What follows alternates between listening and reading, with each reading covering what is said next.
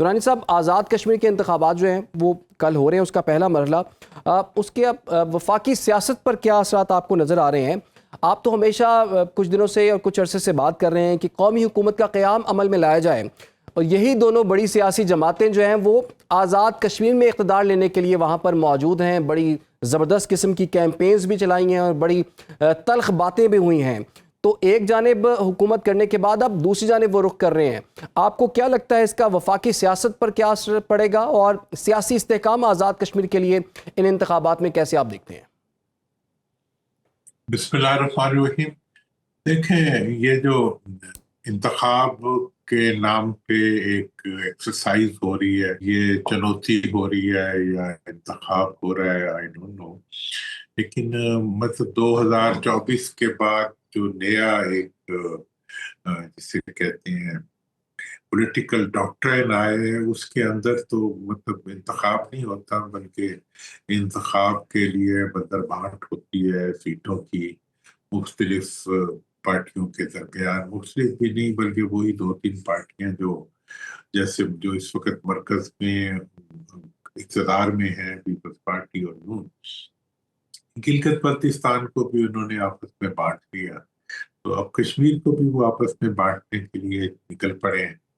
جلسوں کی جو کیفیت ہے وہ تو آپ کے سامنے ہے ہی، کہ جلسے جو ہے وہ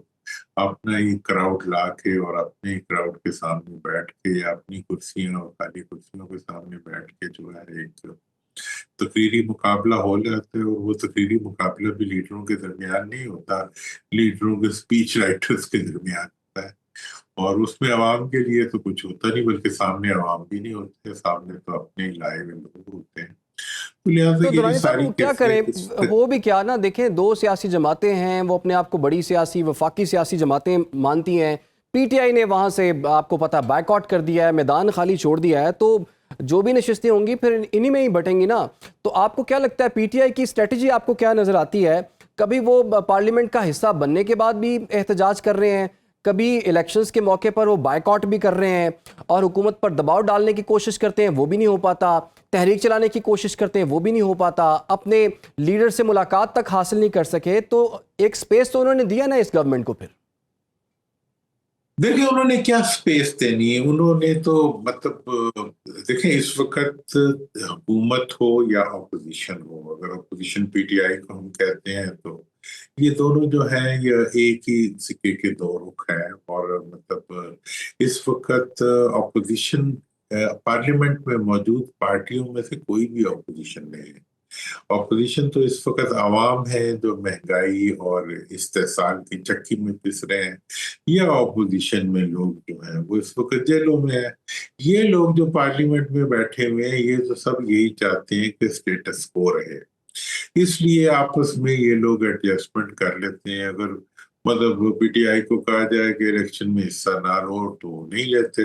اور اگر ان کو نہ لینے دیا جائے تب بھی وہ نہیں لیتے، اور اکثر یہی ہوتا ہے کہ ابھی گلگت بلتستان میں تو انہوں نے کوشش بھی کی تو انہیں حصہ نہیں لینے دیا گیا۔ مطلب یہ ہے کہ عوام کو کوئی ایسی اپرچونٹی دینا جس کے نتیجے میں وہ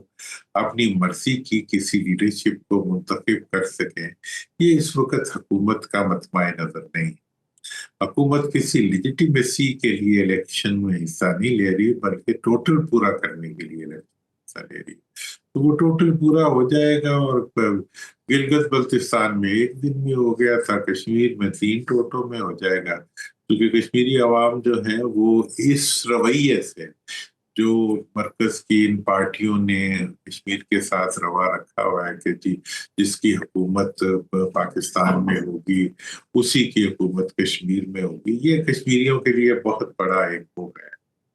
جسے کہتے ہیں تانے کی حیثیت ہے کہ جی ہم مطلب کہ وہ خود اپنے لیے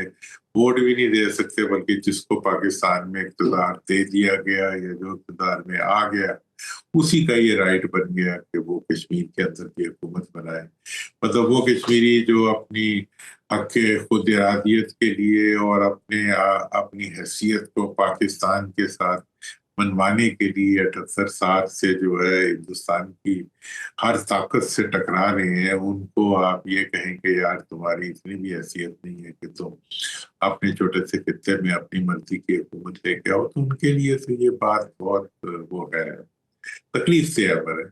लेकिन बहरहाल अब ये पार्टियां हैं, ये इक़्तिदार की हवस के अंदर और इक़्तिदार के कब्जे की हवस के अंदर, इक़्तिदार की कोई इंतखाब के लिए इक़्तिदार की हवस में नहीं, बल्कि बाहर सूरत कब्जा इक़्तिदार के लिए जो है बिल्कुल अंधी हो चुकी है, और ये किसी चीज को नहीं देख रही और किसी हकीकत को ये नजर में नहीं रखती, बल्कि अलल टप जो है अंधाधुन भागती जा रही है कि अलमन मजीद हमें और इक़्तिदार चाहिए और हमें और इक़्तिदार चाहिए। अब आप हमें अच्छा दुरानी साहब, आपने भी एक एफर्ट शुरू की हुई थी, नेशनल डायलॉग कमेटी जो है वो बनाई थी, उसके कुछ इजलास भी हुए, कुछ मुलाकातें भी आपने की थी, तो आप लोग उस एफर्ट में कहाँ तक पहुंचे हैं? देखिए, उसके नाम से ही जाहिर है कि वो एफर्ट जो है वो तो बुनियादी तौर पर एक मफाहमत पैदा करने की एफर्ट है और एक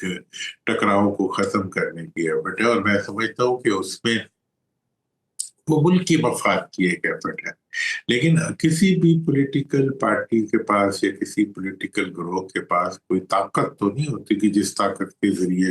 वो अपनी बात को मनवा सके, अपनी बातों पर अमल दरामद कर सके।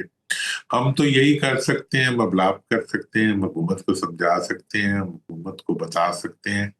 कि भाई इस वक्त आपका इक़्तिदार में रहना आपके भी हक में नहीं है, पाकिस्तान के भी हक में नहीं है, लिहाजा आप इक़्तिदार छोड़ दें और एक नेशनल यूनिटी गवर्नमेंट बनाएं, जिसके बाद जो है आगे बढ़ने के लिए मफाहमत के और बेहतरी के रास्ते निकल सके। तो यही काम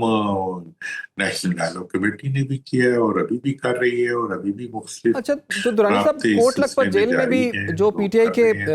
कैद रहनुमा हैं उनसे भी आप लोगों की मुलाकातें हुई हैं, और उनसे भी वो भी गाहे बगाहे कुछ तजावीज़ जो है वो भेजते रहते हैं।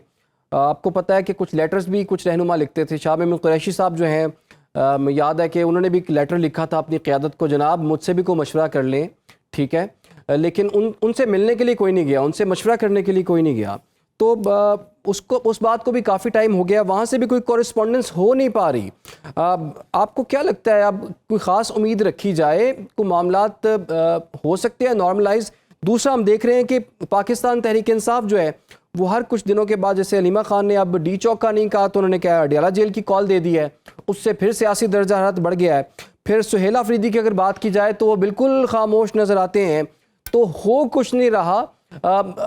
उम्मीदें तो बहुत ज़्यादा हैं, लेकिन इतनी शख्सियात होने के बावजूद भी, इतने प्रेशर ग्रुप्स होने के बावजूद भी, और कहते हैं कि हम बड़े पॉपुलर जमात हैं, उसके बावजूद हुकूमत पर कोई दबाव में नज़र नहीं आ रहा। तो मामलात फिर कैसे आगे बढ़ेंगे सर? देखिए, जहां तक सवाल है ना पीटीआई का या ऑपोजिशन का, ऑपोजिशन इस वक्त दो जगह पे दर्जा असम मौजूद है। एक अवाम के अंदर ऑपोजिशन मौजूद है, चूंकि अवाम जिस जुल्म की चक्की में पिस रहे हैं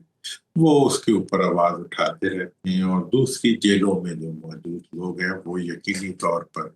वो हकीकी अपोजिशन है। लेकिन पीटीआई के वो लोग जो केपीके की हुकूमत में हैं या जो इस वक्त पार्लियामेंट में मौजूद हैं, उनका कोई दिलचस्पी नहीं है इस वक्त, ये कम से कम नजर नहीं आ रही कि वो अवाम के मफाद में कुछ करने के लिए तैयार हो, या वो जेलों में मौजूद अपनी लीडरशिप के लिए कुछ करने के लिए तैयार हो। हमें तो ऐसे लगता है कि हुकूमत और पार्लियामेंट में मौजूद पीटीआई की या अपोजिशन की जो लीडरशिप है, उनका एक ही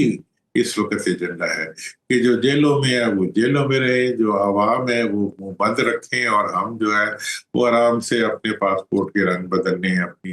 मराद बढ़ाने, और फिर जब ज्यादा प्रेशर आए तो एक आधा को जलसा रख लें और इधर की कॉल दे दें, उधर की कॉल दे दें। भाई, आवाम के होने वाले जुल्म के खिलाफ आप मुंह से चार लफ्ज तो निकालने पे तैयार नहीं है, آپ عوام کی آگاہی کے لیے تیار نہیں ہے، اور یہ بتانے کے لیے تیار نہیں ہے کہ حکومت نے جو ہے مارکہ حق کے باوجود عوام کے اوپر کیا ظلم ڈھا دیا ہے، تیل کی قیمتوں کی شکل میں، بجلی کی قیمتوں کی شکل میں، گیس کی قیمتوں کی شکل میں، گندم کی قیمتوں کی شکل میں۔ مطلب ان ایشوز کے اوپر آپ جو کہ جینون عوام کے ایشوز ہیں ان کے اوپر آپ آواز اٹھانے کے لیے تیار نہیں ہے۔ آپ نے جی جیل والوں کے لیے اور پی ٹی آئی والوں کے لیے کیا آواز اٹھانی ہے؟ تو اس لیے اب اس صورتحال میں جو ماحول بنا ہوا ہے وہ ماحول تو عوام کے لیے تو بس ایک قبرستان کا ہی ماحول ہے، کہ جس میں ان کے لیے بات کرنے کے لیے کوئی منتخب لیڈرشپ تیار آپ